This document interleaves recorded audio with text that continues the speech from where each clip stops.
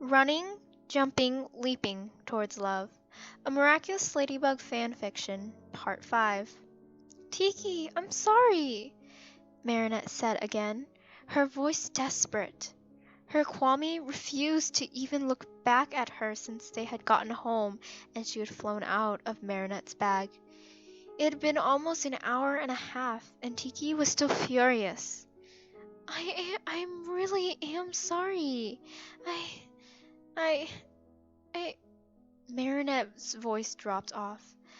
As much as she wanted to say and tell her Kwame that it was an accident and that she didn't mean to see it, she knew it was a lie. Marinette, or Ladybug, at the time had watched and did it on purpose of her own free will, and that made Tiki beyond angry. The small red Kwame seated herself on a pillow, her arms crossed and back against her owner. Please say something. I know you're mad, but please, Marinette begged. She heard a small sigh. Do you know how dangerous of a situation this now is? Tiki scolded. Yes, Marinette cried out, her arms up in aspiration. I do. I realized that the moment it happened. She buried her hands and her face in her hands and sighed. I know this is gonna be so many problems. I'm sorry. I didn't think with my head or act as I should have, Marinette admitted.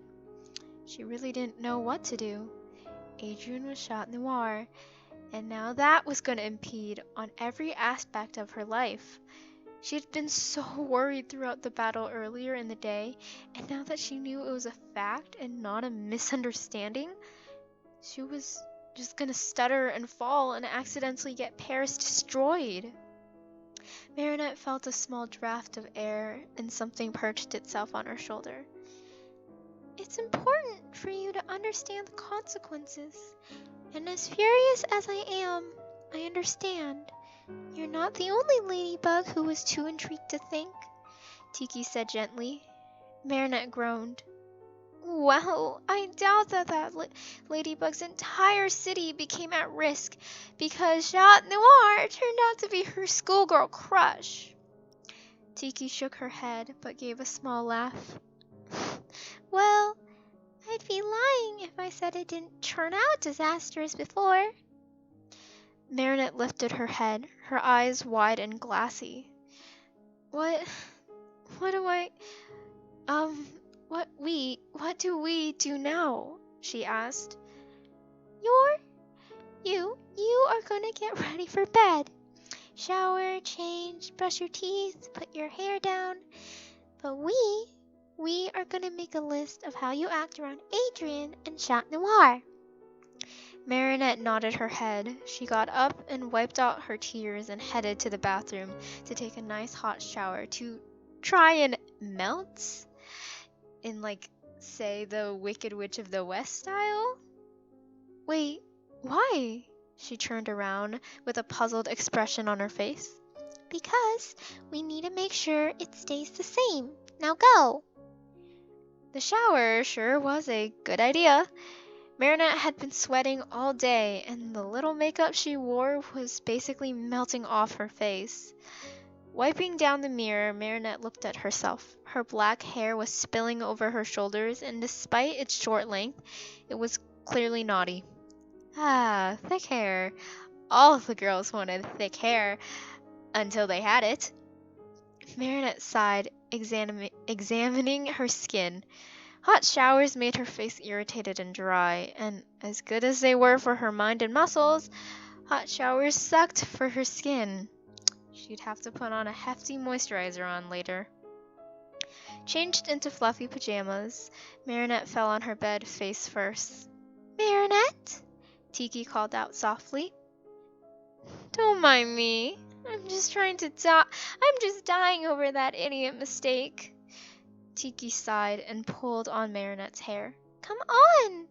We need to figure it out together, Tiki cooed. Marinette gave a muffled groan, and the the sound trapping in the pillow she wished would just engulf her completely.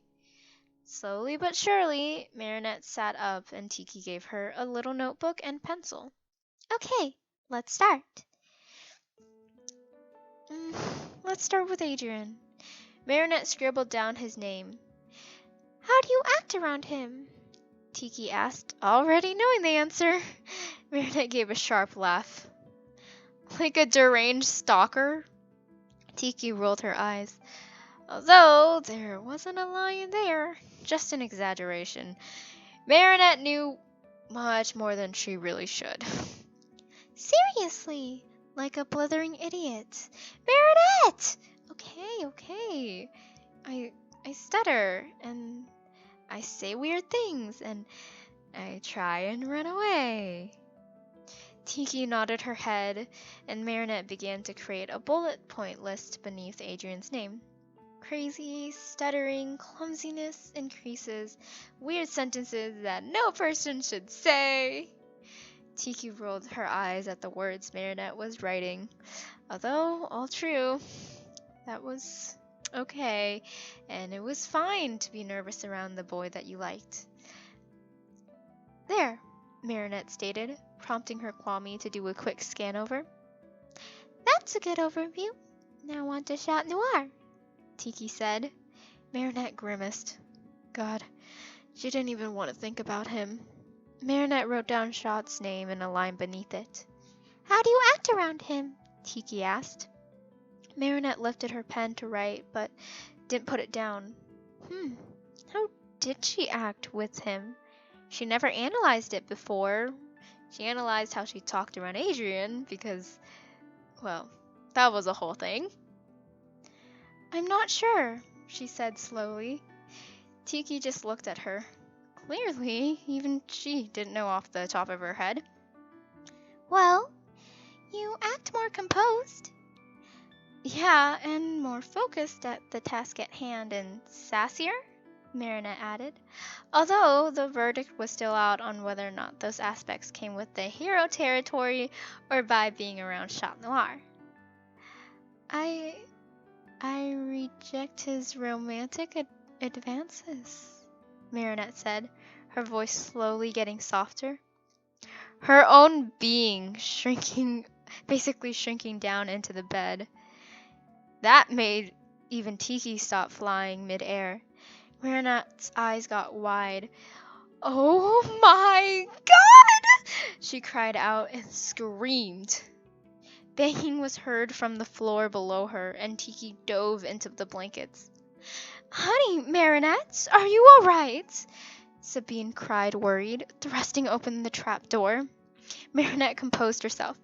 Yeah, I'm fine. I just, I forgot about a test tomorrow. Her mother exhaled a sigh of relief. Okay, just study tonight and don't forget to sleep. I don't want you pulling any all-nighters. It's not healthy. Marinette nodded her head, although she did almost crack a smile at the irony. No all-nighters, huh? We'll tell that to Ladybug in her late-night saving Paris. Marinette looked back down at her list when Tiki popped out of the covers. So, you act sassy and composed and defensive, Tiki summarized.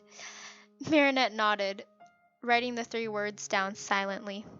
Defensive. Ah, the nice way of saying a cruel heartbreaker.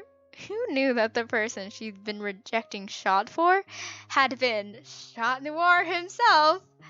Ah, irony was a twisted fellow with a sick sense of humor. I guess with Adrien, I act all crazy, and Shot, I act normal but sassy, she said, looking down at the notepad. Tiki shrugged her shoulders, not sure enough to give a solid answer. That's not gonna be hard at all. Act normal around Shot, and for goodness sakes, I know he's Adrien, and I'm gonna get all scared, and Paris will be no more. Marinette groaned. Marinette, don't think like that. Tiki didn't finish her sentence as a bright white light began to appear in Marinette's room. What's going on? Marinette asked, but Tiki looked just as confused as she was. Neither of them had an answer. When it was fully formed, it was a portal, and Bunnix stepped out. Alex? Marinette said. Bunnix nodded her head. What are you doing here? Oh no, is the future messed up again? Marinette asked, worried. Bunnix de-transformed and gave her a nervous and awkward smile. Hey, Minibug. Is something wrong? Alex gave her a look that was rather unsettling. You could say we have a slight problem on our paws? Marinette raised a brow at her. Slight? Alex spread out her arms in a large space. Maybe a bigger problem? She offered up. Marinette narrowed her eyes at the older Alex. What is it? Alex gave a shaky sigh. It's back. Tiki's eyes became wide and her breath hitched. Marinette whipped her head at her Kwame. What is back? Tiki slowly looked at Marinette with a shaky gaze. The first sentient monster. A mantle.